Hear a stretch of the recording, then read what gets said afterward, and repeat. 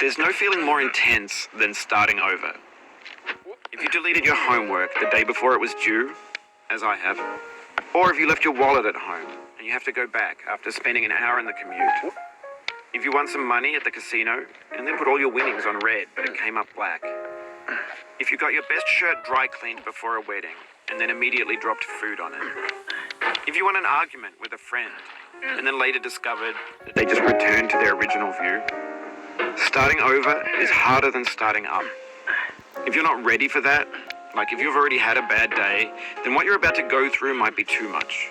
Feel free to go away and come back. I'll be here. Alright, thanks for coming with me on this trip. I'll understand if you have to take a break at any point. Just find a safe place to stop and quit the game. And don't worry, I'll save your progress, always, even your mistakes. This game is a homage to a free game that came out in 2002 called Sexy Hiking. The author of that game was Jazuo, a mysterious Czech designer who was known at the time as the father of B games. And B games are rough assemblages of found objects.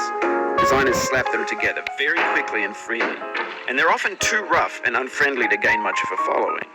They're built more for the joy of building them than as polished products. In a certain way, Sexy Hiking is the perfect embodiment of a B game.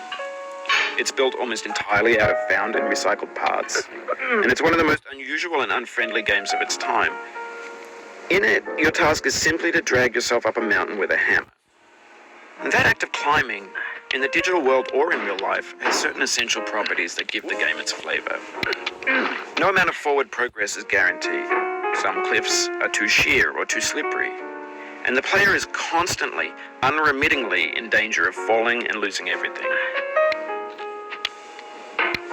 Anyway, when you start Sexy Hiking, you're standing next to this dead tree that blocks the way to the entire rest of the game.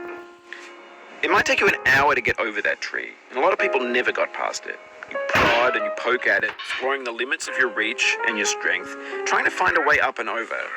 And there's a sense of truth in that lack of compromise. Most obstacles in video game worlds are fake. You can be completely confident in your ability